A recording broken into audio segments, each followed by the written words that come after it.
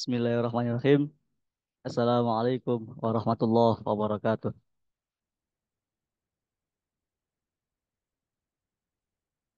Alhamdulillahirabbil alamin. Wa bihi nasta'inu ala umuri dunya waddin. Wassalatu wassalamu ala asrofil anbiya wal mursalin wa ala alihi wa sahbihi ajma'in. Amma ba'd. Yang kami hormati Dewan Pengawas, Pembina dan Pengurus Yayasan Al-Qalam Cirebon, yang kami hormati Coach Miftah yang pada kali ini menjadi pemateri ya, narasumber pada kajian Rumah Hijrah malam hari ini. Dengan tema yang dibawakan luar biasa sekali, yaitu menjadikan anak sebagai aset investasi dunia dan akhirat. Baik Bapak Ibu, sebelum lanjut, mangga mungkin bisa dinyalakan ya kameranya. Kita silaturahmi bareng-bareng, kita belajar bareng-bareng pada malam hari ini.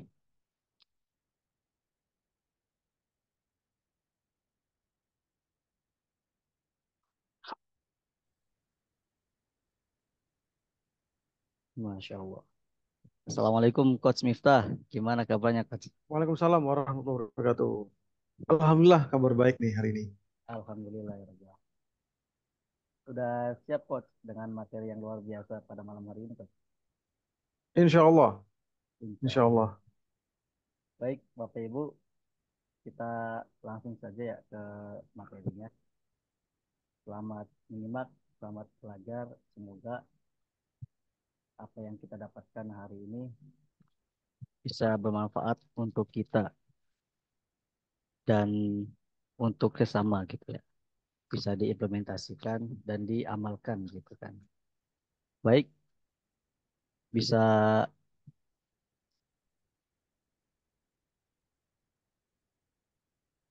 Oke, udah. Sudah dijadiin co-host ya, Coach? Ya, Coach. Ya, nanti barangkali bisa share screen, dipersilahkan, Coach. Baik, Oke. untuk materinya menjadikan anak sebagai aset investasi dunia dan akhirat. Untuk waktu dan tempatnya kami persilahkan, Coach.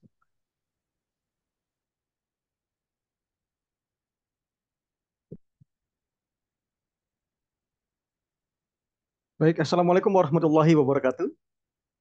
Waalaikumsalam Selamat warahmatullahi malam wabarakatuh. semuanya. Apa kabar hari ini rekan-rekan peserta kajian yang luar biasa, yang insya Allah semuanya yang hadir pada malam hari ini, Allah muliakan, Allah berikan kemudahan dalam mendidik anak kita, dan tentunya Allah berikan kemudahan dalam menggapai ilmu yang seluas-luasnya, termasuk apa yang akan kita bahas pada malam hari ini. Alhamdulillahirrahmanirrahim.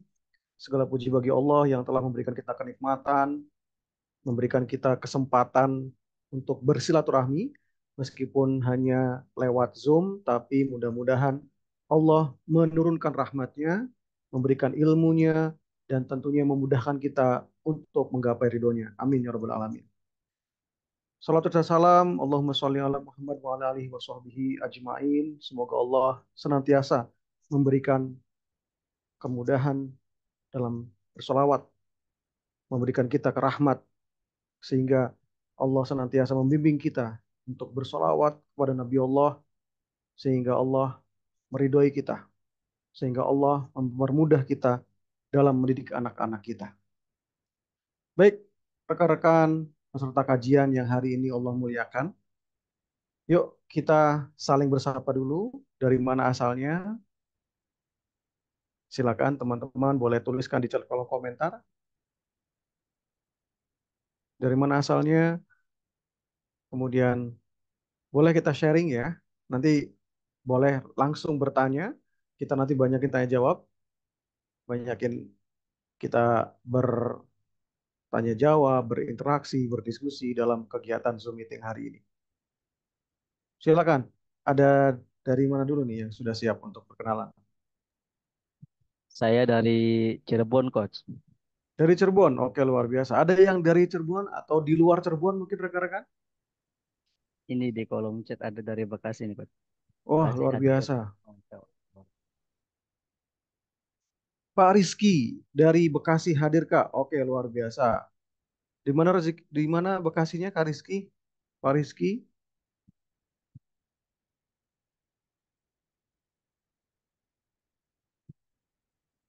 atau dari mana lagi? Ada Bu Erni, ada Bu Dia, ada Bu Masruroh, ada Bu Asi.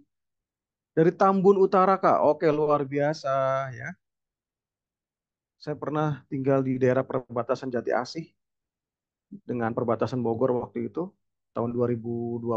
Alhamdulillah mengalami kebanjiran yang luar biasa saat itu ya di daerah Jati Asih. Oke, luar biasa rekan-rekan peserta kajian yang Allah ridhoi, Allah rahmati.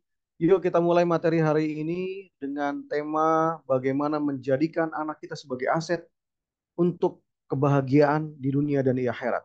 Sehingga kita saat ini dan seterusnya akan konsen dengan apa yang harus kita lakukan, dengan apa yang harus kita tanamkan, karena sejatinya anak kita adalah amanah dari Allah Subhanahu wa taala yang wajib kita semuanya didik dengan sebaik-baiknya didikan. Kemudian juga kita wajib mengarahkannya dengan sebaik-baiknya arahan untuk membuat mereka menjadi aset yang luar biasa. Karena kalau kita berbicara aset ya, aset itu adalah sesuatu yang sangat bermanfaat. Tapi juga ada aset yang produktif maupun aset yang tidak produktif. Aset yang produktif adalah aset yang menghasilkan untuk kita, menghasilkan sesuatu. Sedangkan aset yang tidak produktif, aset yang tidak menghasilkan apapun, hanya memperburuk keadaan atau juga menambah kos yang tidak diperlukan. Wah, luar biasa. Ada dari Jombang, dari Jogja, dari Semarang. Wah, luar biasa nih rekan-rekan ya. Mudah-mudahan Allah senantiasa menghubungkan kita dalam silaturahminya, walaupun hanya melalui Zoom meeting ini. Bagaimana cara kita menggali potensi, membentuk karakter anak, dan mempersiapkan masa depan yang secerah mungkin bagi mereka? Karena sejatinya setiap anak yang lahir di dunia ini pasti membawa potensinya masing-masing, pasti membawa kecerdasannya masing-masing. Howard Gardner dalam penelitiannya membuktikan bahwa ada 8 kecerdasan anak, ada kecerdasan majemuk, kecerdasan alamiah yang dimiliki oleh seorang anak. Kalau kita bisa sebutkan, kita bisa jabarkan, wah luar biasa sekali ya. Ada kecerdasan bahasa, kecerdasan matematika, kecerdasan linguistik, kecerdasan berbahasa, kecerdasan kinestetik, kecerdasan gerak. Kemudian mereka juga ada yang punya kecerdasan diri, kecerdasan intrapersonal, ada juga kecerdasan sosial, kecerdasan yang membuat orang lain itu bisa dipimpinnya. Kemudian juga ada kecerdasan natural, kecerdasan alam. Yang itu semua bisa menjadikan mereka orang-orang yang sukses di bidangnya. Orang-orang yang bisa menggapai cita-citanya. Orang-orang yang bisa memaksimalkan potensi yang diberikan oleh Allah Subhanahu wa taala untuk kebaikan yang sebesar-besarnya. Misalnya ada orang yang ahli matematika diarahkan oleh orang tuanya. Kemudian mereka menjadi ahli matematika yang soleh dan soleha. Ada juga orang-orang yang punya kecerdasan alam. Mereka lebih dekat dengan alam. Mereka meneliti tentang alam. Mereka tadabur tentang alam. Mereka diarahkan oleh orang tuanya. Dan menjadikan mereka ahli ilmu alam. Itu luar biasa sekali. Banyak yang seperti itu. Ada juga kecerdasan bahasa. Orang-orang yang diberikan kecerdasan dengan cepat untuk menyerap ilmu bahasa dalam membahasakan sesuatu, dalam menulis sesuatu, mereka luar biasa sekali. Banyak sekali penulis-penulis yang hebat itu karena diarahkan oleh orang tuanya. Dan juga tidak cukup mereka menyadari punya potensi yang luar biasa dan orang tua mengarahkan. Tapi peran yang paling luar biasa dari orang tua adalah membentuk karakter dari mereka, membentuk karakter yang baik dari anak-anak kita. Itulah tugas dari orang tua sebagai pemilik aset, yaitu berupa anaknya. Dan bagaimana tugas dari kita mempersiapkan masa depan yang cerah bagi mereka. Karena mereka dilahirkan tentu memiliki visi, memiliki misi untuk meneruskan estafet kepemimpinan Khalifatul Ard, kepemimpinan tugas sebagai seorang manusia untuk memimpin di buminya Allah ini. Dan kepemimpinan yang paling mikro, kepemimpinan yang paling kecil adalah bagaimana bisa memimpin dirinya sendiri. Oke ya, kita akan bahas itu semua dalam waktu kurang lebih sampai pukul jam 9 ya, Pak Adib ya. Jam berapa kita diskusinya nih? Sampai sampai pukul 9. Mungkin kalau Oke, misalkan oke. ada yang didiskusikan bisa nambah dikit-dikit gitu, Pak. Gitu. Oke, siap. Nanti rekan-rekan boleh kita Hmm, saling diskusi aja ya. betul.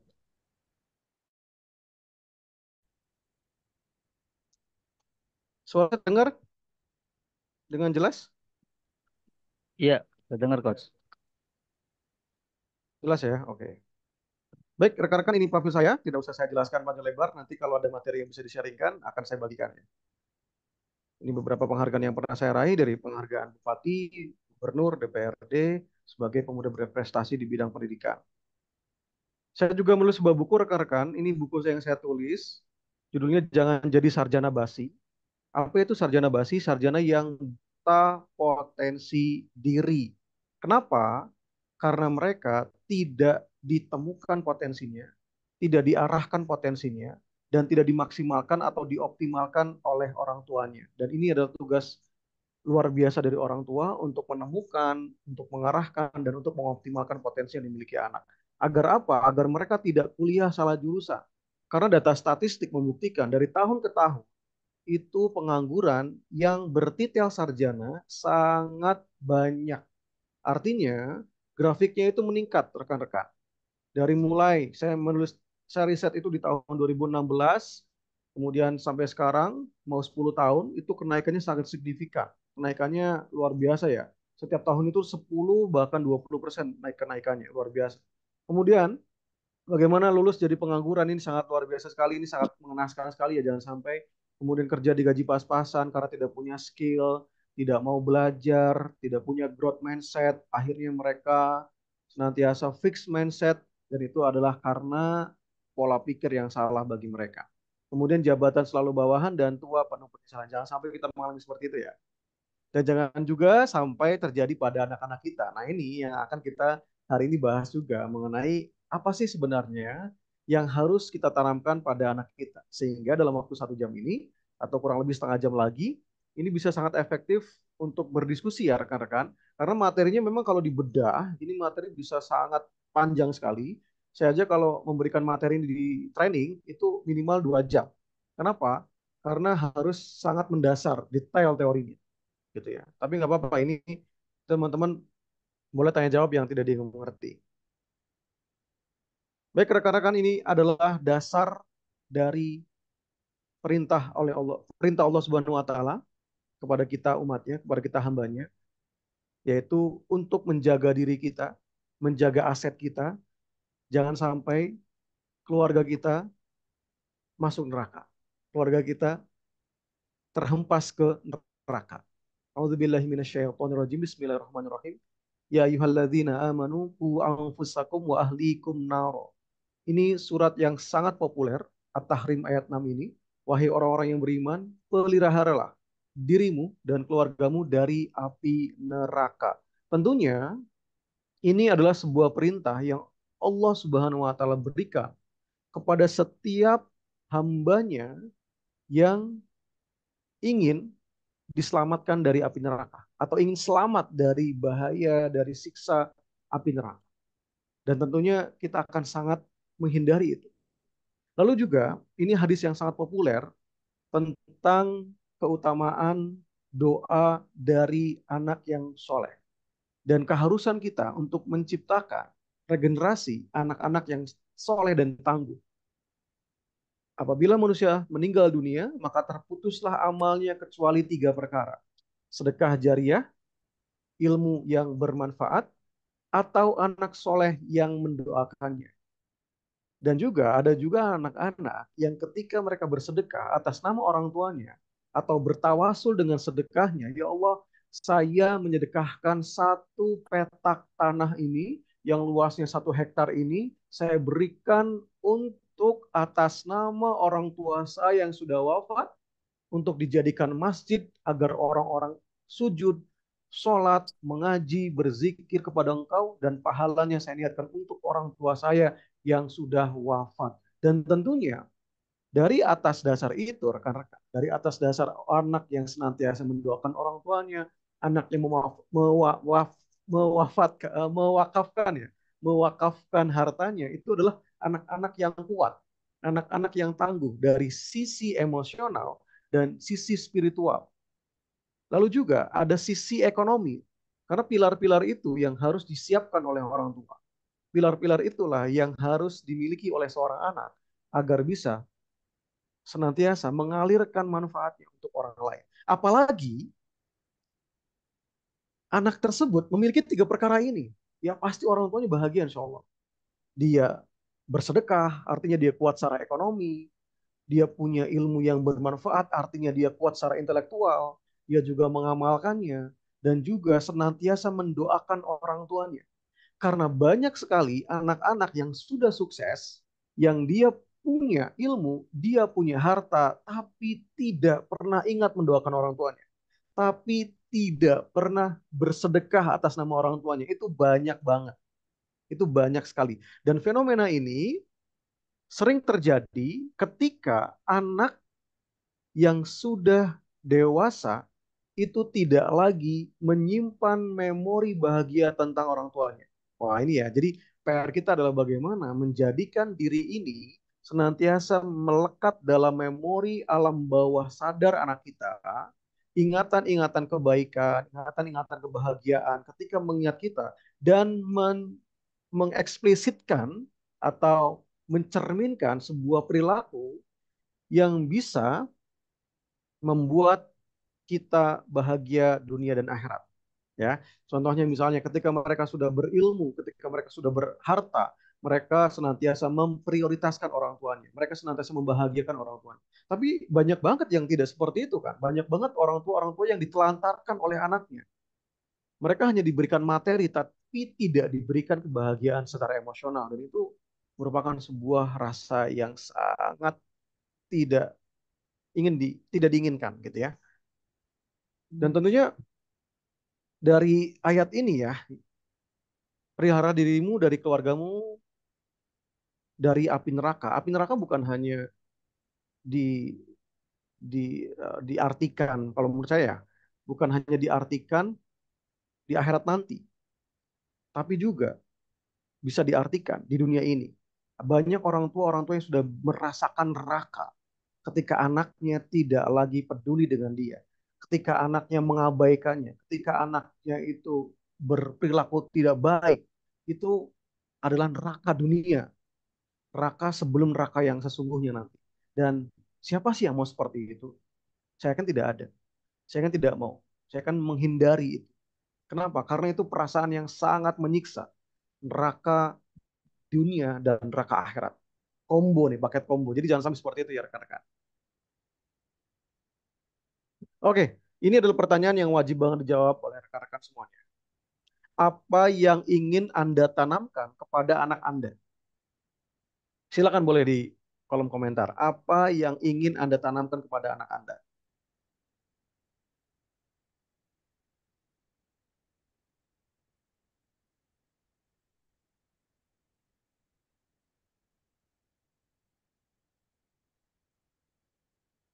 Ustadz, bagaimana kalau orang tua hanya memberikan kebutuhan materi saja kepada anaknya, sedangkan tumbuh kembangnya anak diserahkan pada pengasuhnya? Oke, berarti ini yang akan kita bahas hari ini. Jadi ada orang tua yang hanya memberikan materi, yang hanya menggugurkan kewajibannya untuk memberikan nafkah secara materi, tapi juga mereka tidak menyentuh sisi emosionalnya atau sisi batinnya. Sehingga akan ada ketimpang yang luar biasa, akan ada efek yang negatif yang sangat luar biasa. Sehingga Indonesia di ada penelitian ya, ada penelitian mengatakan bahwa Indonesia ini menempati negara urutan ketiga yang mengalami fatherless. Apa itu fatherless? Mengalami kehilangan sosok seorang ayah gitu. Sehingga banyak sekali perilaku-perilaku menyimpang, anak-anak yang bermental lemah, kemudian anak-anak yang tidak dekat dengan orang tuanya, dan juga anak-anak yang tidak pernah mendoakan orang tuanya. Jadi memang harus seimbang ya. Oke, silakan rekan-rekan boleh tuliskan di chat kolom komentar kenapa, apa yang ingin kita tanamkan kepada anak kita. Apa sih yang ingin kita tanamkan kepada mereka gitu? Atau ada yang mau langsung? Silakan menjawab boleh. Kalau Mas Adib sendiri kalau jadi orang tua apa yang mau ditanamkan?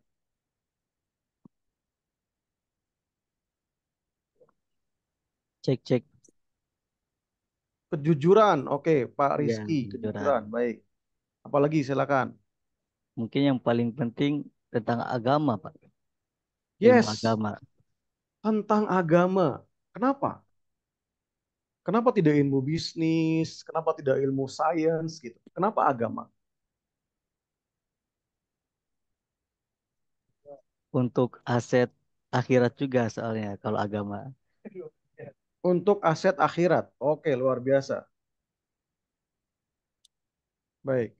Yang lain mungkin boleh kita sharing dulu.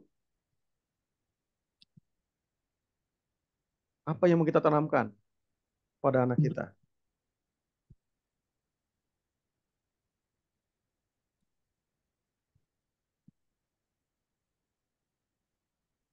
Ada?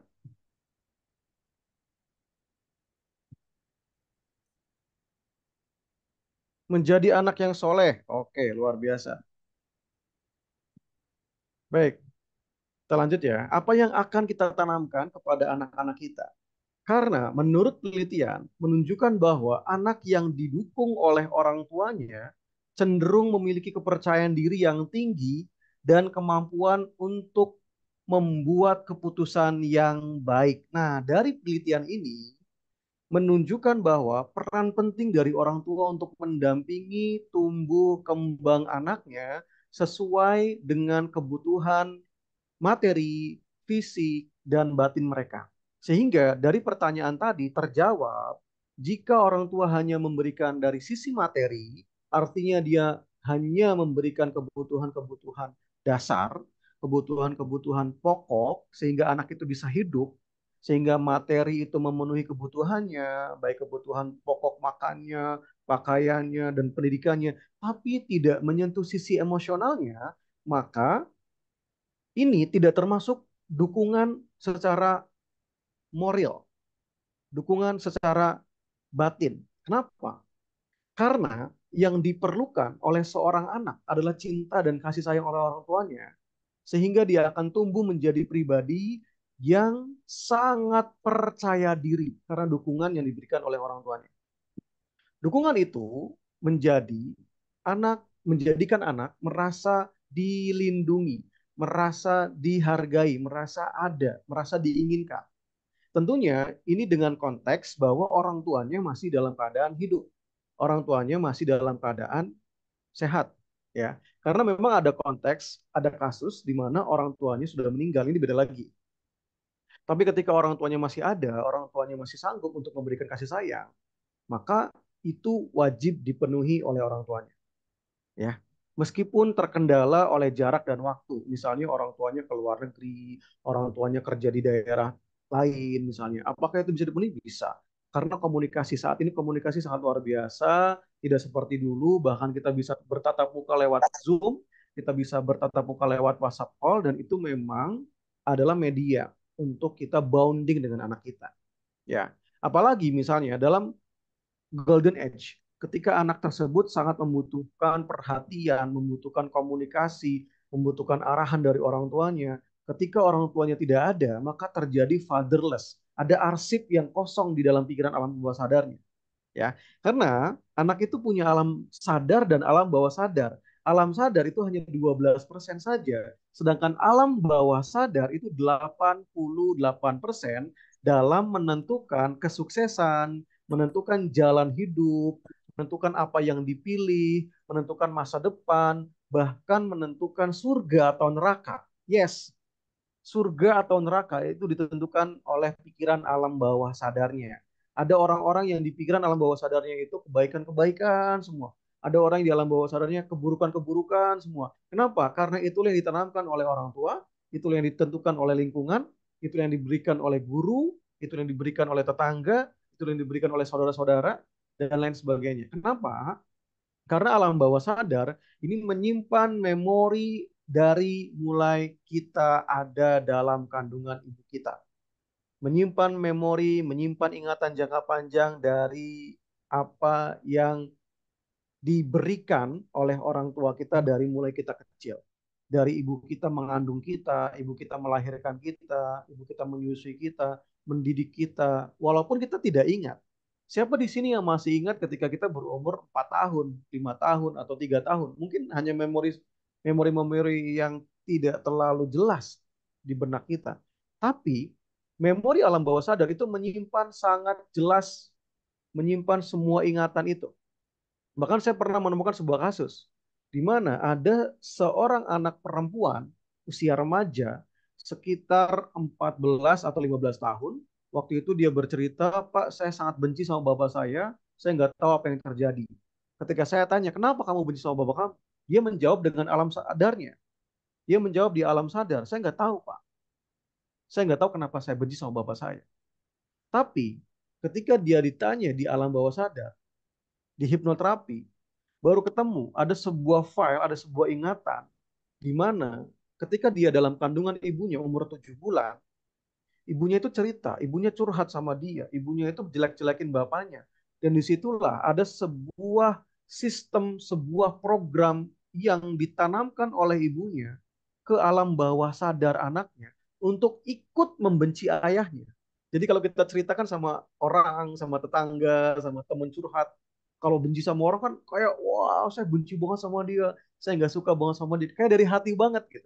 Nah itu, file itu yang tertanam di alam bawah sadar anaknya ketika dia masih suci, ketika dia masih bersih, ketika filenya itu masih kosong, yang ditanamkan, yang disuntikan oleh ibunya adalah file kebencian terhadap bapaknya yang tidak pernah dihapus oleh ibunya, yang tidak pernah dibahas kemudian hari. Ketika dia lahir, ia terbawa, ada file itu yang terbawa. Jadi kalau kita menanamkan atau kita copy sebuah file lagu atau Word atau PowerPoint di flash disk misalnya atau di hard disk, kita simpan itu 20 tahun yang lalu. Hard disknya masih bisa dibuka? Masih. Masih ada filenya? Masih ada. Nah, file itulah yang bisa memicu kembali perasaan tidak nyaman, perasaan tidak suka, bahkan perasaan benci kepada bapaknya sendiri.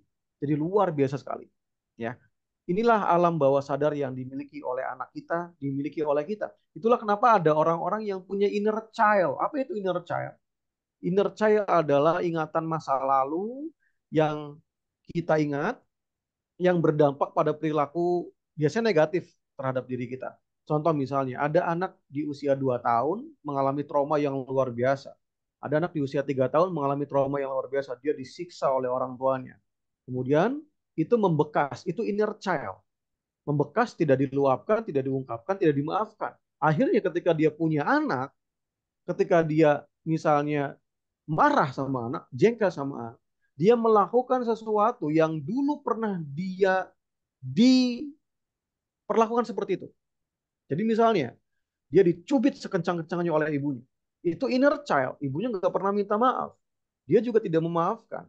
Akhirnya itu menjadi sebuah program di pikiran alam bawah sadarnya, menjadi sebuah cermin yang ketika dia mengalami hal yang sama, dia dibuat kesal sama anaknya, refleks di alam bawah sadarnya mengatakan udah pukul aja, udah cubit aja, dan itu bisa meluapkan, melampiaskan, memuaskan diri kamu. Inner child itu kamu balas dendam di anak kamu.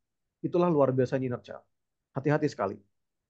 Itulah kenapa orang tua yang sadar betul, mindfulness-nya jalan, dia menjadari bahwa ketika anak saya lahir, anak saya brojol, ketika saya mengandung anak saya, itu adalah aset. Aset berarti sesuatu yang harus dirawat oleh orang tuanya. Kenapa? Karena sadar betul nih anak bakal gede nanti akan punya program di alam bawah sadarnya. Dia punya program. Apa programnya? Dia bisa jadi orang sukses, dia bisa jadi orang gagal, dia bisa jadi orang yang kasar, dia bisa jadi orang yang lembut karena program yang ditanamkan oleh orang tua.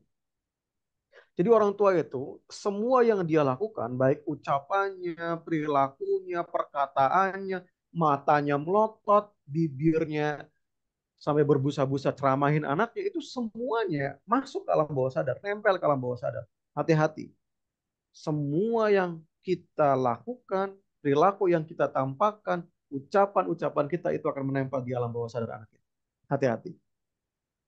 Lalu, apa yang tertanam di alam bawah sadar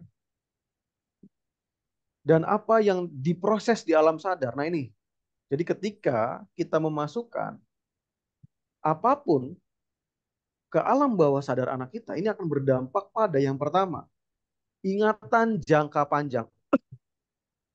Ingatan jangka panjangnya. Anak kita akan membawa long term memory, ingatan jangka panjang dari mulai dia dalam kandungan, lahir, golden age, sampai dia hidup detik ini. Kita pun sama. Kita pun membawa ingatan itu. Meskipun kita tidak ingat, tapi ada di alam bawah sadar filenya. Inner child itu ada di alam bawah sadar.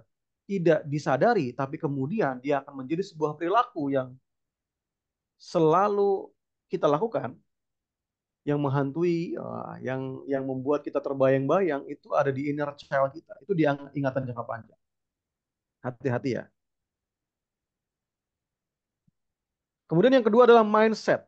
Ada mindset yang sangat growth, yang sangat tumbuh, ada mindset yang sangat tertutup, fixed mindset, ada mindset yang sangat negatif, ada mindset yang sangat positif. Mindset yang positif ini sejalan dengan perintah Allah, semua ayat-ayat Al-Quran yang diturunkan oleh Allah Subhanahu wa Ta'ala. Ini garis besarnya adalah ingin membuka mindset kita sebagai seorang manusia untuk berpikir positif, untuk berpikir bahwa Allah itu menurunkan sesuatu yang sangat berguna, sangat bermanfaat. Allah itu memberikan kita kemudahan, Allah itu memberikan kita kesedihan, lalu ada kemudahan, lalu ada kebahagiaan, ada juga kesulitan, lalu ada kemudahan, ada juga misalnya setelah kita melakukan dosa, ada juga pertaubatan di situ. Jadi mindset-mindset inilah yang kita tanamkan kepada anak-anak kita. Mindset. Yang kedua, kebiasaan. Kebiasaan-kebiasaan dari kecil, kebiasaan-kebiasaan yang orang tua tanamkan, itu masuknya ke kebiasaan. Misalnya ya, ketika anak saya belajar wudhu, umur 5 tahun, belajar wudhu. Di hari pertama, dia bertanya, ayah, saya mau wudhu, apa yang saya harus lakukan? Oke, kumur-kumur, kemudian kumur-kumur masukkan air ke hidung, kemudian muka, tangan terus sampai kaki. Hari kedua sama. Ayah gimana? Saya bimbing lagi. Ketiga sama, keempat sama, kelima sama, sampai 3 minggu sampai 1 bulan baru dia bisa wudhu sendiri. Nah itu kebiasaan. Jadi apapun kebiasaan yang kita tanamkan dari kecil akan terbawa sampai dewasa. Akan menjadi sebuah sistem yang mengatur hidup dia nanti ketika dia dewasa. Itu kebiasaan. Yang keempat adalah emosi. Apapun yang dia rasakan. Emosi positif maupun emosi negatif itu ada di alam bawah sadar. Spiritual. Kekuatan spiritual meyakini bahwa Allah itu Esa, Allah itu Maha Kuasa, Allah itu Maha Baik, Allah itu menyukai orang-orang yang bertobat, Allah itu menyukai orang-orang yang bersedekah. Itu di spiritual. Kemudian intuisi, ketika dia bingung memilih sesuatu, dia bertanya kepada intuisinya, maka intuisinya akan menjawab bahwa oke, saya akan memilih jalan ini, saya akan di sini, saya akan di sini. Itu intuisi. Keyakinan, ketika dia yakin terhadap sesuatu, maka dia melakukannya. Itu keyakinan. Kreativitas, apapun yang dia ciptakan, apapun yang dia lihat, masalah apapun yang dia temui, dia ciptakan problem solvingnya, dia ciptakan solusinya, maka itu kreativitas yang luar biasa. Dan yang terakhir adalah fungsi otomatis. Ya, fungsi otomatis ini biasanya karena kebiasaan juga.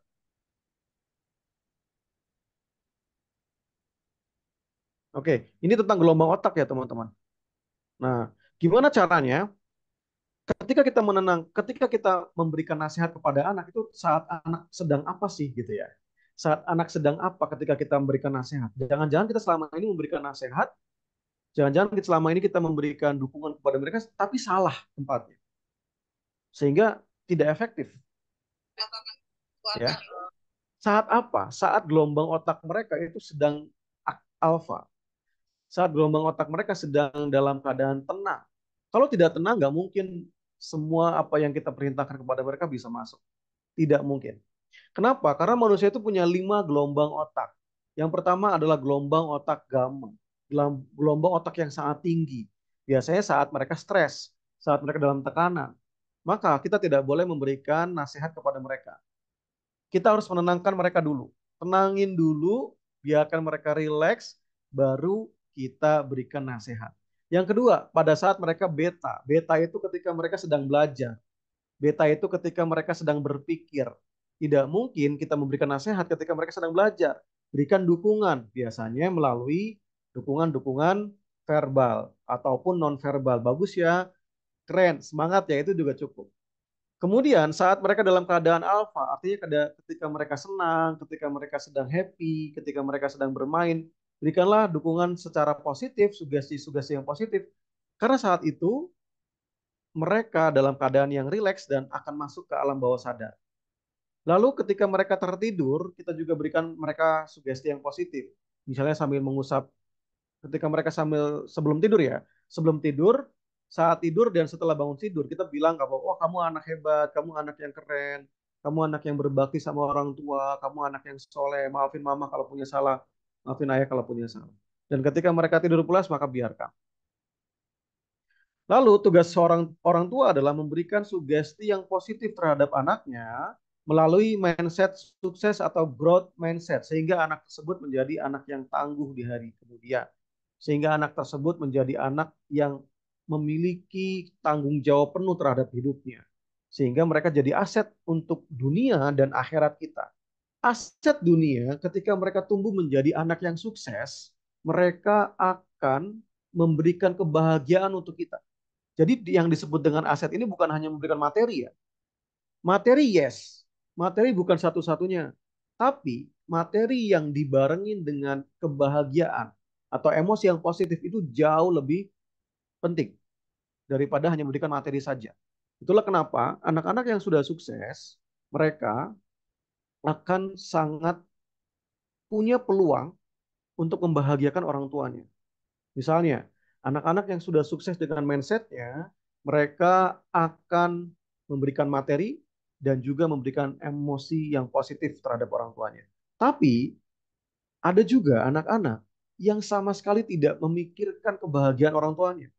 Anak-anak yang sama sekali tidak pernah berusaha untuk membahagiakan orang tuanya. Banyak seperti itu. Nah, jangan sampai seperti itu ya rekan-rekan.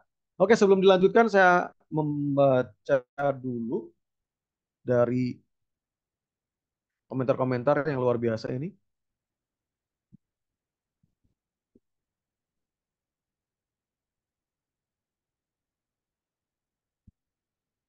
Oke. Ustadz, gimana cara menyadarkan ayahnya yang cuek saja akan tanggung jawabnya? Oke, maksudnya ini ayahnya anaknya maksudnya gitu. Menyadarkan ayahnya yang cuek agar akan tanggung jawabnya. Menyadarkan ayah yang cuek. Deep talk, deep talk. Ngomong dengan pendekatan, ngomong atau ngomong sesuatu yang deep, yang dalam dari hati ke hati. Karena laki-laki itu sebenarnya dia punya ego yang luar biasa, dia punya ego yang besar. Dia tidak mau disalahkan, dia tidak mau disudutkan, dia tidak mau dianggap tidak bertanggung jawab. Nah, untuk menyadarkannya, maka perlu deep talk, perlu sesuatu yang dalam. Ingatkan tentang 2 hal. Yang pertama, apa sih yang sebenarnya dia inginkan? Misalnya, ketika melihat anak lagi tidur, ngomong aja sama mereka, ngomong aja sama laki-laki, sama suami. Ayah, bapak, apa yang ayah pikirkan tentang masa depan anak kita? Mau jadi apa anak kita? Mau dibikin ke arah mana nih hidupnya?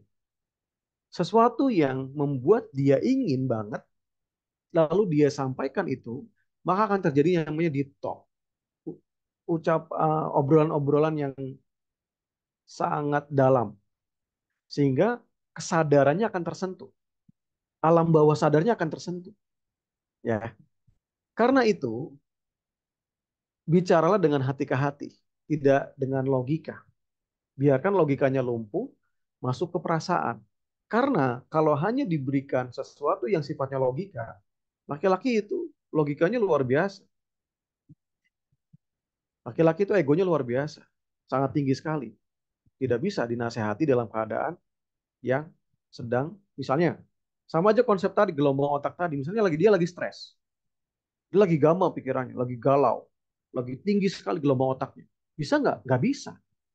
Misalnya, dia punya masalah yang luar biasa, masalah cari nafkah, masalah di kantor, hutang mungkin dan lain sebagainya, punya masalah sama teman. Ngomong, ayah, sadar dong, ini anak kita butuh ayahnya, tanggung jawab dong. Nggak mungkin, tertolak. Kenapa? Karena saat itu gelombang otaknya sedang naik, sedang tinggi. Dia tidak fokus dengan masalah hatinya. Logikanya jalan, ya. Yang kedua misalnya, dia lagi kerja di depan laptop gitu.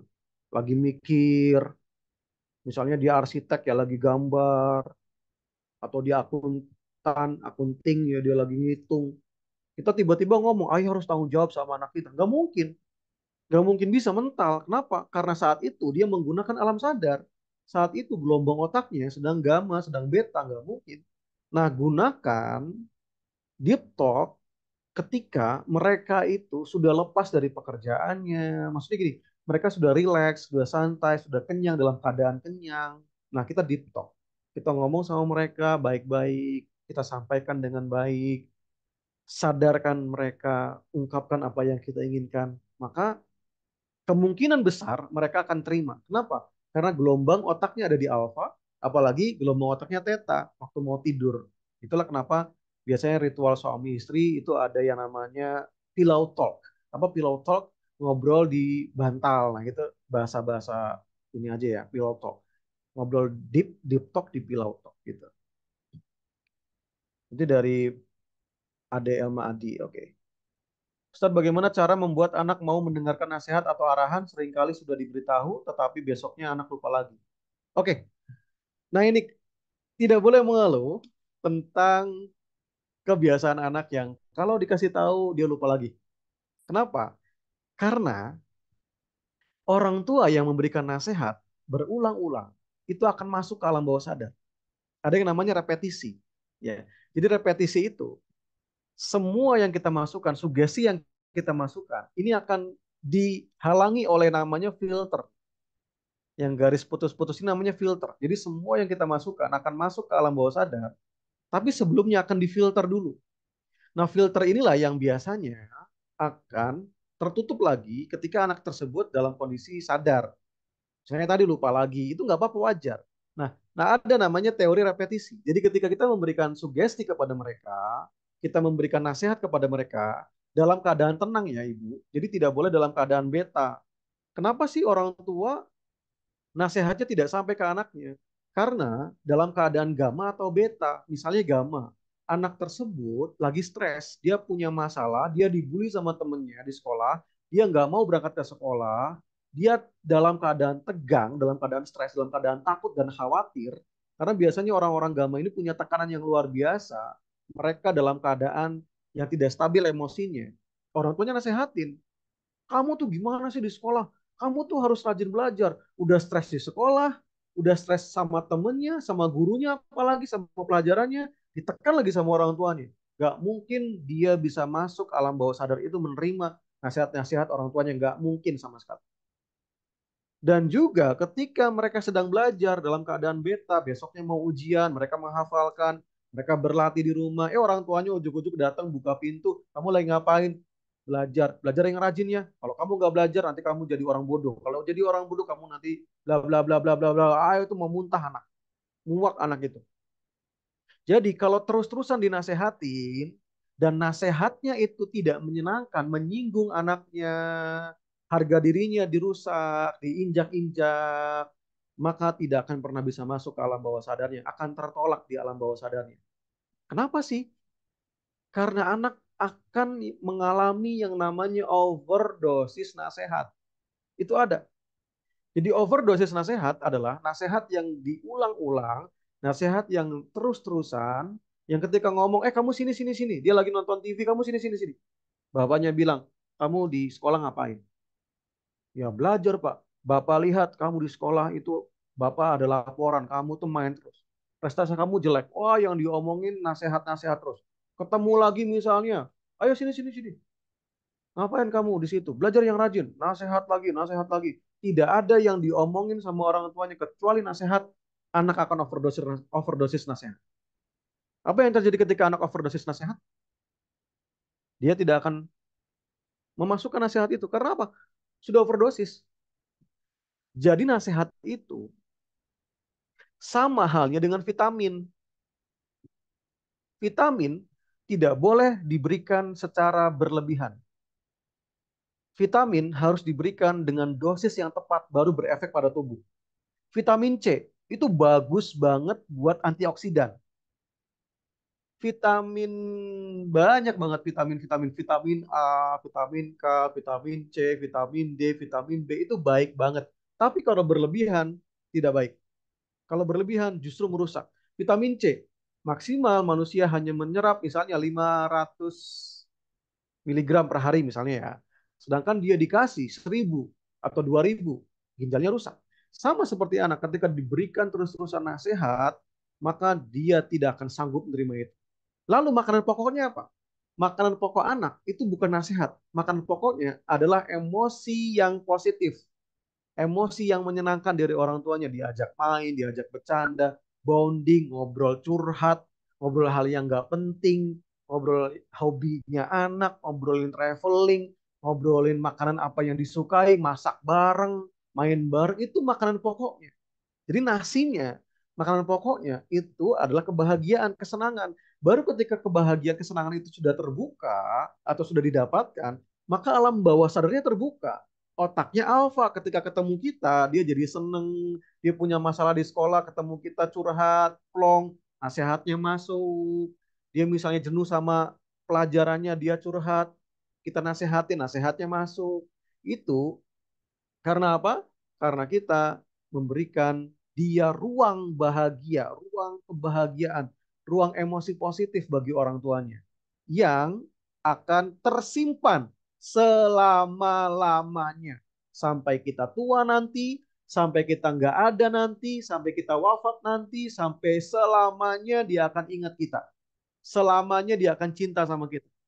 Ya, walaupun kita udah nggak ada, dia pasti ingat punya uang. Ya Allah, seandainya ibu saya masih ada, seandainya orang tua saya masih ada, saya pasti ngasih uang ini buat dia. Tapi karena nggak ada, saya kasih ke panti asuhan, saya ngasih ke yayasan atas nama orang tua saya, dan pahalanya ngalir. Selain itu, setiap hari mau sholat, setiap hari sesudah sholat, ya Allah, Rabbi firli wali walidayya warahmatullahi kama rabbayani shaghira.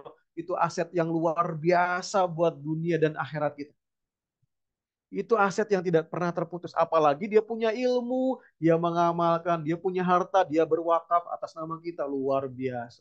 Tidak akan pernah terputus sampai kapanpun. Jadi tiga pilar tadi itu, kalau dimiliki oleh anak kita, tidak akan terputus. Tidak akan pernah terputus. Ya, aset dunia, dia udah kaya, dia udah jadi orang sukses. Ya, masa sih orang tua nggak kecipratan gitu ya? Ya, kita tidak mengharapkan apalagi kita yang apalagi kita yang punya kita yang sukses dengan usaha kita kan nggak ngarepin anak kita syukur-syukur dia udah sukses alhamdulillah tapi kan namanya orang tua sedikit yang diberikan oleh anaknya meskipun dia sudah berkecukupan bukan bukan nominalnya tapi rasa bahagianya itu rasa diperhatikannya itu oh anak saya ingat sama saya oh anak saya nggak pernah lupa sama saya apalagi ketika kita meninggal wakaf untuk kita luar biasa itulah aset dunia dan akhirat yang tidak akan pernah terputus. Ustadz, bagaimana cara membuat anak mau mendengarkan nasihat? Oh, tadi udah ya. Ustadz, cara menyadarkan ayahnya yang cuek tadi udah.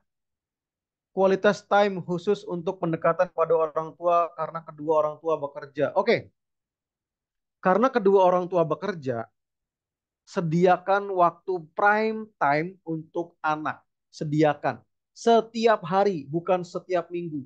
Banyak yang salah kaprah. Misalnya dari Senin sampai Sabtu. Oh, saya kerja 24 jam full proses, pikiran, tenaga, semuanya saya curahkan untuk kerja. Nanti buat anak Sabtu dan Minggu atau minggunya aja deh. Saya akan curahkan semuanya untuk anak. Enggak kayak gitu konsepnya. Itu yang banyak salah kaprah. Setiap hari, meskipun cuma 5 menit. Setiap hari, meskipun cuma ngomong, Bapak, Mama, sayang sama kamu. Setiap hari tunjukkan bahwa kita punya perasaan positif sama dia. Setiap hari kita berikan nasihat yang membangun mereka. Setiap hari kita berikan nafkah batin. Nafkah batinnya apa? Kebahagiaan. Meskipun cuma ngomong yang nggak penting. Masa sih kita nggak punya waktu buat mereka nyediain cuma 5 menit, cuma 10 menit main bareng, ngobrol bareng, cuma 10 menit dibandingkan dengan sibuk dengan pekerjaan kita yang 24 jam misalnya ya. Gitu ya. Yang hanya istirahat kalau tidur aja. Meskipun jauh, misalnya, Ustadz, Coach, bagaimana kalau saya jauh di perantauan, anak saya di rumah, kan ada handphone, ada alat-alat media, atau ada apapun, kita bisa memberikan mereka perhatian, kita bisa berkomunikasi intens dengan mereka. Karena sampai saat ini pun saya masih intens berkomunikasi dengan ibu dan bapak saya, sampai detik ini masih intens berkomunikasi dengan mereka. Ya, walaupun kita sudah terpisah rumah, terpisah jarak, tapi masih intens sekali. Karena itu yang dibutuhkan oleh anak. Ada lagi silakan, yang mau bertanya boleh. Mau bertanya langsung juga nggak apa-apa, silakan. Silakan Bapak Ibu.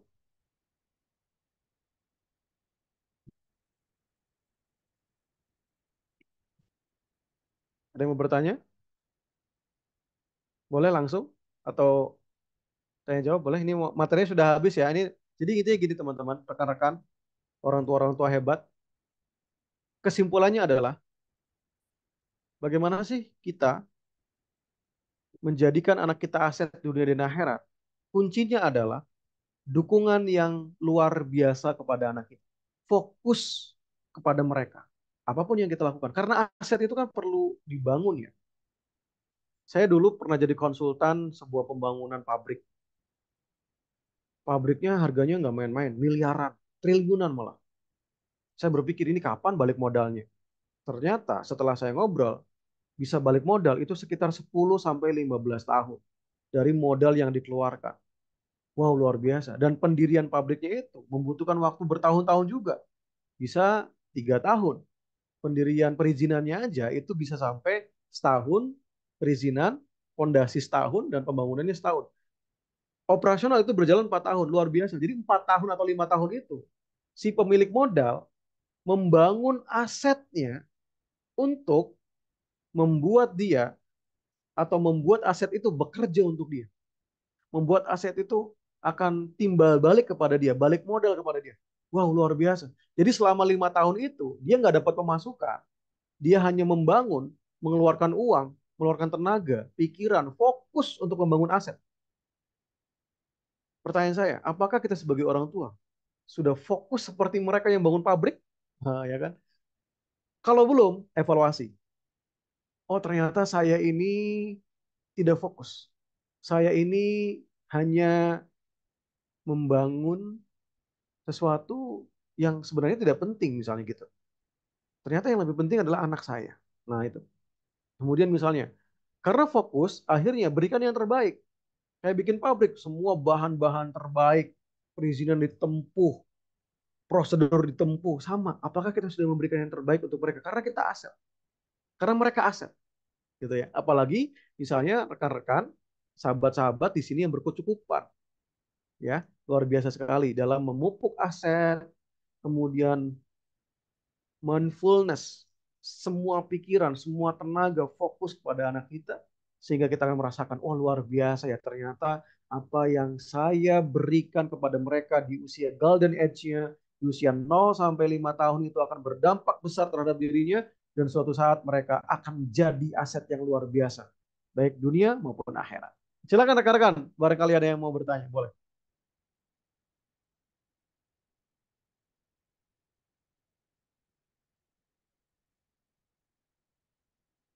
Terus dia bertanya bagaimana caranya mengobati inner child diri kita pada saat pengasuhan orang tua kita waktu kecil agar kita sebagai orang tua bisa mengajarkan hal-hal yang baik kepada anak-anak kita. Oke, inner child itu letaknya di alam bawah sadar. Di sini ya. Jadi letaknya itu di alam bawah sadar, bahkan mungkin serpihan-serpihan remah-remah seperti ini. Ini jauh di alam bawah sadar, jauh sekali. Sehingga kalau ditanya, apa sebabnya? Saya kok nggak bisa ya mengendalikan emosi pada saat saya marah. Saya nggak bisa mengendalikan tangan saya, nggak bisa nyubit pada saat saya marah. Itu inner child, ada luka batin di situ. Sehingga perlu dilakukan yang namanya terapi pikiran positif dengan cara afirmasi. Itu yang paling mudah ya, afirmasi positif. Jadi afirmasi itu adalah menanamkan sugesti yang positif terhadap diri sendiri melalui bahasa tutur kita kepada diri sendiri. Contoh misalnya, saya adalah orang tua yang bijaksana. Saya adalah orang tua yang sangat perhatian sama anak saya. Saya adalah orang tua yang bisa mengendalikan emosi saya. Nah, pada saat saya mengatakan seperti itu, karena ada program di alam bawah sadar, program itu adalah ketika saya marah, saya mukul. Ketika saya marah, saya ngomong kasar. Itu programnya. Ketika saya mengatakan saya harus sabar. Nah, ada yang memproteksi. Ada yang bilang, ah enggak, kamu tuh enggak sabar kok. Orang tua kamu dulu juga kamu dipukulin kok. Kamu juga dulu pernah disakitin sama orang tua. Itu luka batin. Itu yang memproteksi. Kalau kitanya kalah, kitanya enggak terus berusaha untuk menterapi diri sendiri, untuk memasukkan program-program yang baik, maka kita akan kalah. Kita akan terpental. Kita nggak mungkin jadi orang baik. Karena apa? Karena afirmasinya kalah sama programnya. Jadi program itu kayak gini. Kita misalnya punya rumah. Rumahnya dijaga sama satpam. Nah, rumah itu sudah berisi file-file yang ada sejak kita kecil. Rumah itu isinya file-file dari dulu kita kecil, file-file inner child kita gitu ya. Kemudian ada yang mau masuk nih. Yang mau masuk itu mau ngambil file, mau ngambil berkas di otak kita, di alam bawah sadar, ingin membuang inner child-nya tadi. Dia masuk, Assalamualaikum. Kata satpamnya, kamu siapa? Saya mau ngambil inner child saya dulu. Oke, apa inner child kamu? Saya dulu disakitin. Saya dulu adalah kenangan-kenangan yang buruk tentang orang tua saya. Ketika saya dulu melakukan kesalahan, saya dipukul, itu jadi dendam, jadi inner child bagi saya. Bisa nggak saya masuk? Oh ya tunggu dulu, nggak bisa. Kamu siapa? Sana pergi. Ketika kita pergi dan nggak pernah kembali, maka inner child-nya akan terus di situ.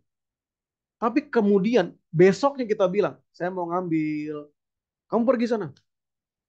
Besoknya lagi datang, saya mau ngambil itu, saya mau maafin dia, saya mau jadi orang tua yang positif, saya mau jadi orang tua yang pemaaf, saya mau jadi orang tua yang lembut.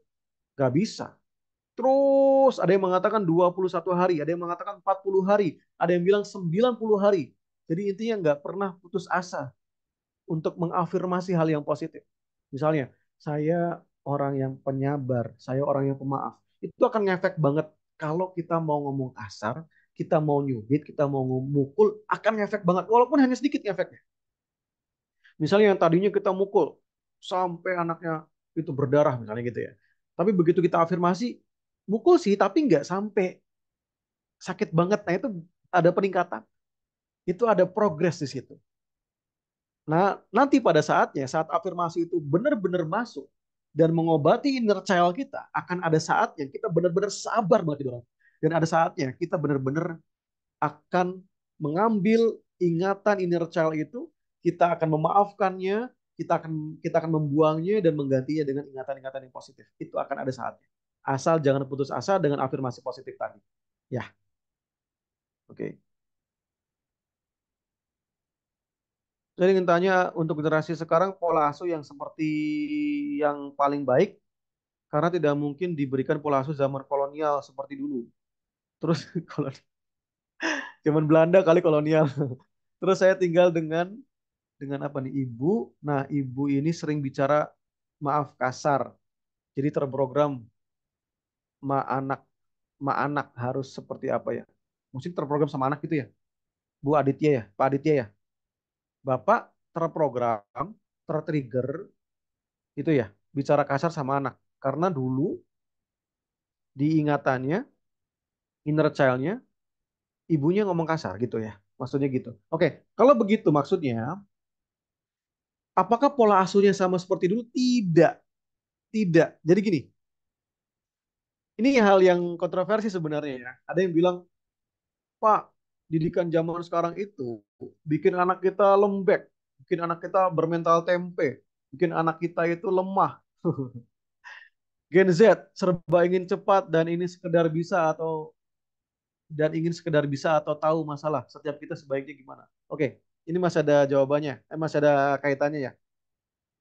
Jadi gini, zaman dulu itu didikannya kolonial banget. Kalau saya nggak mau ngaji, siap-siap rotan melayang, siap-siap meja, siap-siap kursi itu dibanting atau siap-siap sabuk bapak saya ke arah saya.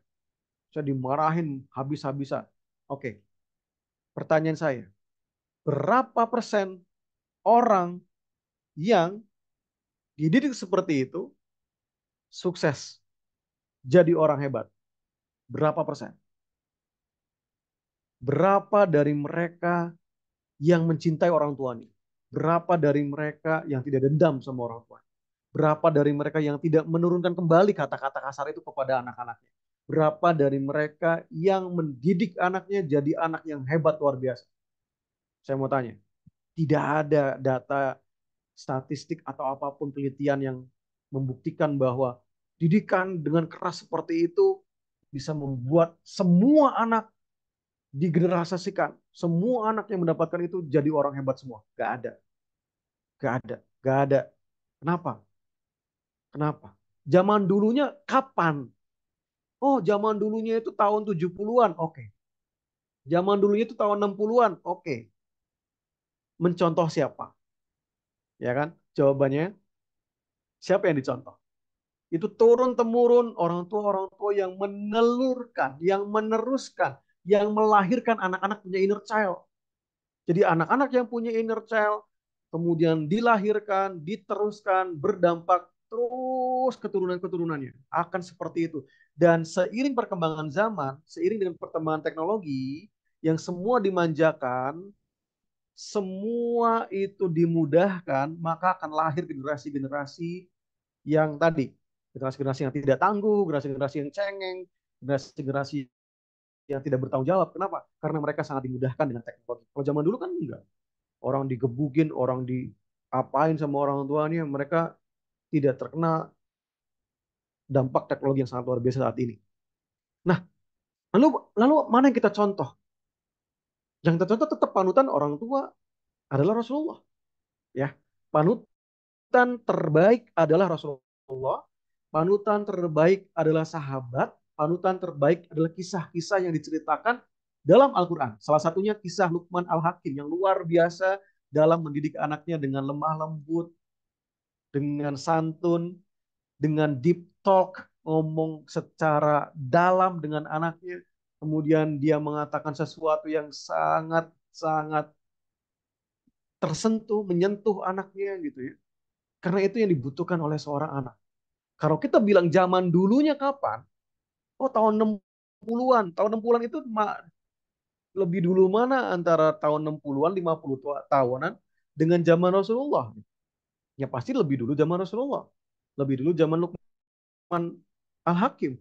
Tapi kenapa mereka sudah menerapkan parenting yang luar biasa yang seharusnya diterapkan pada zaman sekarang gitu. Misalnya Rasulullah selalu menyentuh sisi emosi positif dulu baru diberikan nasihat. Rasulullah tuh bercanda sama anaknya, Rasulullah bercanda sama sahabat-sahabatnya itu perlu dicontohkan. Kemudian setelah itu diberikan energi yang positif, diberikan nasihat yang positif. Mereka menerima. Kenapa menerima? Karena alam bawah sadarnya sudah terbuka, gitu ya. Lalu kalau kita bertanya, lantas pola asuh seperti apa yang terbaik untuk generasi saat ini, generasi alfa? Pola asuh yang mengedepankan sisi emosional dan spiritual. Contohnya gimana? Contohnya, kita memperlakukan mereka seperti apa yang ingin kita diperlakukan. Kita ingin diperlakukan apa sih sama orang tua? Dikasih sayang, diberikan semua perhatian, ketika ada masalah ditenangkan, itu yang dibutuhkan. Sesuai dengan gelombang otak yang kita miliki, sesuai dengan fitrah yang kita miliki. Bagaimana menciptakan anak yang tangguh? Bagaimana menciptakan anak yang bertanggung jawab? Libatkan mereka semua aktivitas rumah. Libatkan mereka untuk bertanggung jawab terhadap hal-hal yang kecil. Libatkan mereka untuk ikut dalam berpikir hal yang positif. Itu akan membantu mereka banget. Contohnya misalnya, ketika saya punya anak nih, dia lagi minta mainan yang harganya 250.000 sekarang nih. Saya tanamkan sama mereka, kalau kamu mau mainan, kamu harus usaha. Kamu harus mendapatkan hasil keringat kamu. Kamu jual jasa kamu sama kami. Jadi saya ngajarin ke anak saya, kamu jual jasa ke ayah sama ke bunda. Apa yang bisa kamu jual? Oh ternyata dia bisa bantu. Oh ternyata dia punya inisiatif. Dia kemudian nabung. Nah dari tabungan itu membentuk dia pola pikir untuk fight, untuk berusaha dulu sebelum minta. Kemudian saya tanamkan, jangan minta sama ayah dulu, jangan minta sama bunda dulu, jangan minta sama nenek dulu, minta sama Allah dulu. Karena Allah sudah berkehendak, kamu dapat rezeki yang tanpa disangka-sangka. Jadi tauhid, akhlak, spiritual, emosional itu kita tanamkan sama mereka. Zaman kapanpun, zaman kapanpun. Karena teknologi sebenarnya tidak terlalu berpengaruh kalau kita kita berpikir bahwa oh ini zamannya Gen Z semua dipermudah. Enggak. Sampai kapanpun. Bahkan sudah dicontohkan oleh Rasulullah SAW. Sudah dicontohkan oleh sahabat-sahabat dengan kelembutan, dengan keyakinan yang luar biasa. Kita bisa, anak kita soleh, insya Allah. Ya,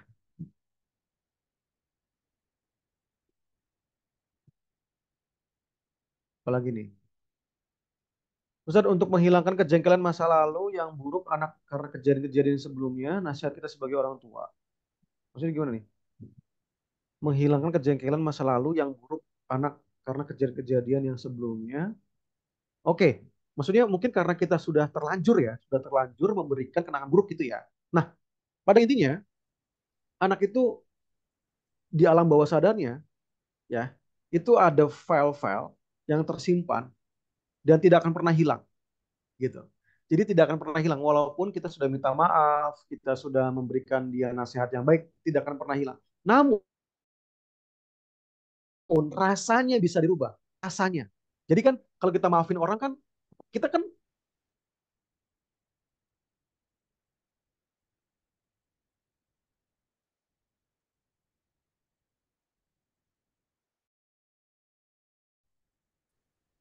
selama kita nggak maafin orang tersebut yang udah nyakitin kita, rasa sakitnya masih ada. Betul? Setuju? Setuju. Tapi kalau kita udah maafin, kita bisa pelukan lagi sama dia. Kita bisa ngobrol lagi sama dia. Kita bisa hahaha lagi sama dia. Kita bisa bercanda lagi sama dia. Bahkan saya sering banget waktu muda, ya waktu muda, emang udah tua ya sekarang. Saya sering banget waktu SMP, waktu SMA itu berantem sama teman, cekcok sama teman karena organisasi, karena masalah pribadi sering banget. Bahkan orangnya sekarang jadi sahabat gitu. Kenapa? Karena kejadian itu nggak bisa dilupain. Gak bisa dilupain kejadiannya. Yang bisa dirubah adalah rasanya. Gitu. Sama anak kita. Selama kita minta maaf terus-terusan, selama kita mengusap kepalanya, karena di kepalanya akan ada ribuan miliaran sel saraf. Kalau kita bentak, kita lakuin hal-hal yang membuat dia nggak suka itu akan rusak. Maka kita usap, kita minta maaf. Habis sholat misalnya maafin ayah ya, maafin kenapa ya, udah maafin aja. Nah itu bisa membuat rasa yang dulu pernah ada, rasa yang negatif, rasa sakit hati, rasa marah itu bisa tertutupi atau bisa terobati, bisa terganti rasanya karena maaf gitu ya. Jadi rasa itu bisa diubah, peristiwa tidak bisa dirubah gitu. Apalagi misalnya, Ustadz izin bertanya bagaimana menyikapi pola asuh orang tua, ayah ibu yang tidak sejalan, jadi seringkali menyebabkan anak kebingungan. Oke, ini yang jadi masalah adalah orang tuanya. Kenapa? Karena pola asuh, parenting itu harus klop. Dua-duanya harus sejalan, harus sepakat, harus selaras. Kenapa? Karena tugas untuk mendidik anak adalah tugas dari kedua orang tuanya, bukan tugas dari nenek dan kakeknya. Bahkan kalau mereka ikut campur, kita perlu filter, kita perlu counter. Misalnya, kita udah sepakat sama istri, kita udah sepakat sama suami, nggak boleh main gadget di depan anak, misalnya ya. Dan nggak boleh terlalu berlebihan ngasih gadget. Hanya boleh 2 jam atau 3 jam. Begitu mereka main ke rumah neneknya, begitu mereka main ke rumah orang tua kita, begitu mereka main ke rumah kakeknya, waduh, dibiarkan begitu aja. Nah, itu perlu sepakat, perlu disepakati. Ya, perlu adanya komunikasi intensif untuk membuat kesepakatan bersama antara kedua orang tua agar aturan pola ini bisa disepakati bersama. Kalau tidak susah. Betul, efeknya kebingungan nanti anaknya. Nah, justru itu diberikan pemahaman, deep talk, apa yang perlu kita lakuin, apa yang nggak perlu kita lakuin, apa yang kita delete, apa yang kita hapus, apa yang kita perlu perbaiki, itu harus dua-duanya berjalan. Ya,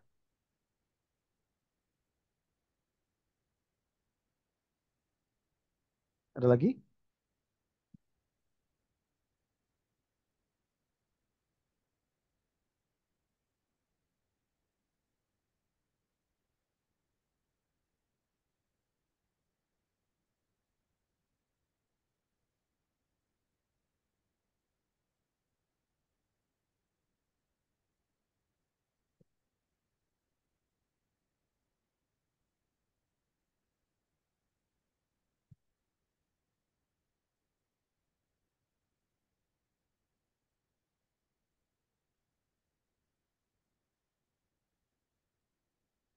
Oke, sepertinya sudah tidak ada pertanyaan. Luar biasa ini diskusinya. Boleh langsung, boleh dibuka mic-nya biar interaktif.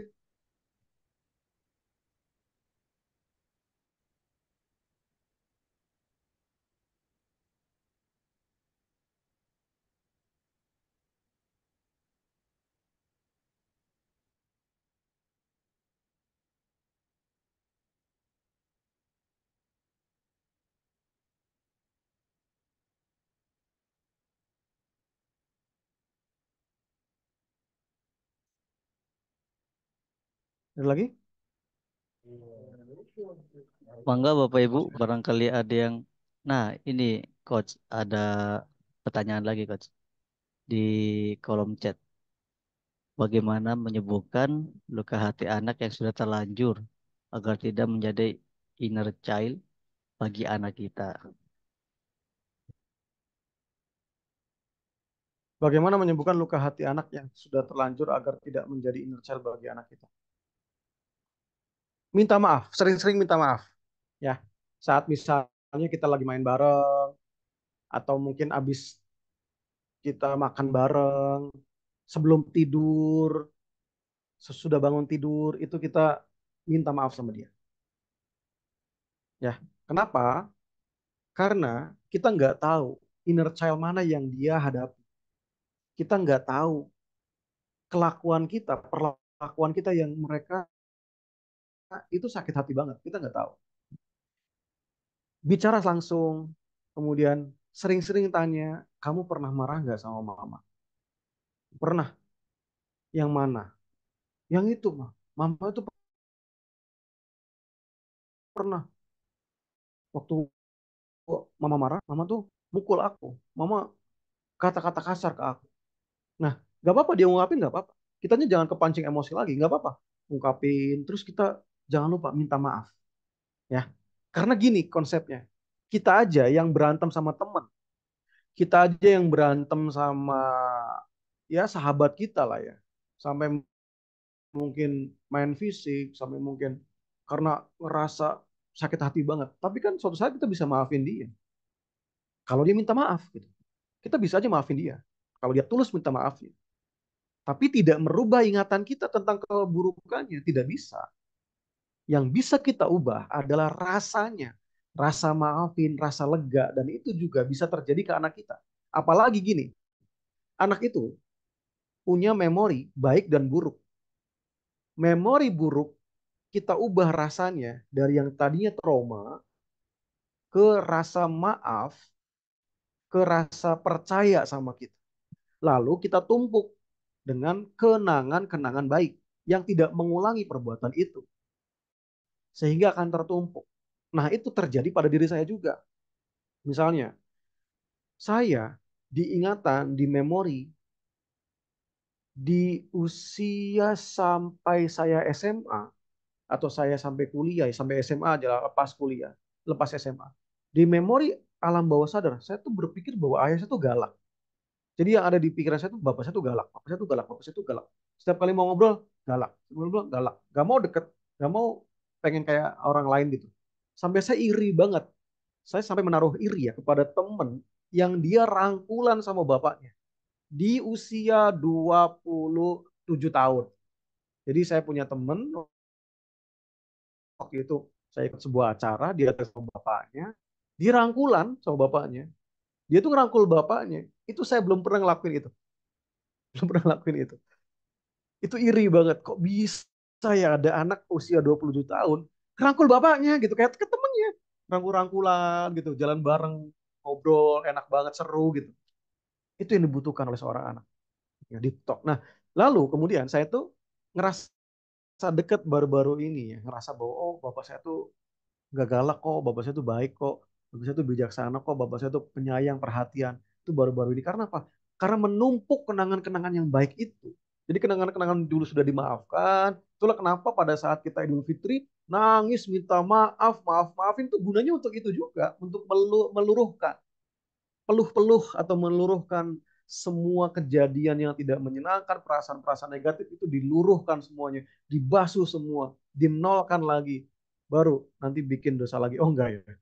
Nanti jangan bikin dosa lagi atau bikin sakit hati lagi. Jadi tumpuk dengan kenangan-kenangan baik. Itulah kenapa saat misalnya saya sering banget ngajak bapak saya makan di luar, ngajak bapak saya main ke tempat-tempat wisata itu untuk numpuk juga, untuk numpuk kenangan-kenangan baik juga dan sampai saat ini alhamdulillah yang tersimpan di benak saya sampai saat ini, bapak saya itu orang baik, bapak saya itu menyenangkan, ngobrolnya asik, pengorbanannya luar biasa gitu.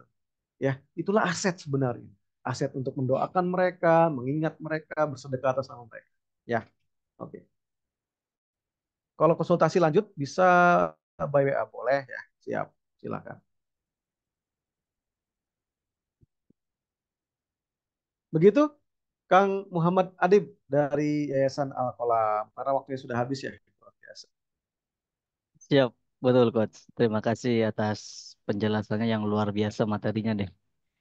Mungkin untuk terakhir sebelum ditutup, boleh pesan gitu untuk Bapak Ibu yang luar biasa ini, untuk anak-anaknya ke depannya gimana, dan mungkin pesan juga untuk yang calon Bapak atau calon Ibu gitu, sebagai statement penutup gitu Coach. Mangga. Oke, luar biasa rekan-rekan. Orang tua dititipkan oleh Allah Subhanahu wa taala anak sebagai amanah. Maka jagalah amanah itu, jadikan aset yang sangat berguna untuk dunia akhirat kita, karena jangan sampai kita gagal dalam menjaga aset Allah dan amanahnya. Karena suatu saat akan diminta pertanggungjawaban dan akan membuat kita bahagia atau sengsara di dunia dan akhirat. Maka pilihlah yang hanya membahagiakan kita dan mereka. Saya Tahlil Nur Rahim mengucapkan terima kasih yang sedalam-dalamnya. Semoga bermanfaat dunia dan akhirat, menjadi amal baik, dan kita juga yang hadir pada hari ini mendapat keberkahan dari Allah Subhanahu wa taala. Amin ya rabbal alamin. Amin ya rabbal alamin. Baik, terima kasih Coach Miftah. Semoga apa yang kita pelajari, apa yang kita pahami pada malam hari ini bisa menjadi amalan yang luar biasa untuk guru kita, Coach Miftah. Semoga bisa menjadi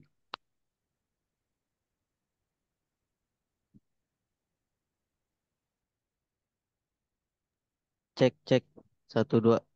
Oke, Bismillah. Semoga apa yang kita pelajari hari ini bisa bermanfaat.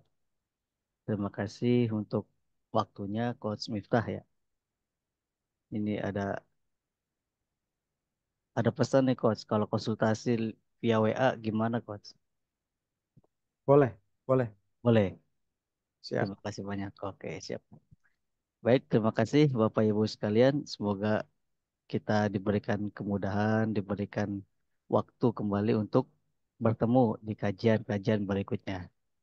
Terima kasih. Mohon maaf bila ada kesalahan. Kami akhiri. Wassalamualaikum warahmatullahi wabarakatuh. Waalaikumsalam warahmatullahi wabarakatuh. Terima kasih.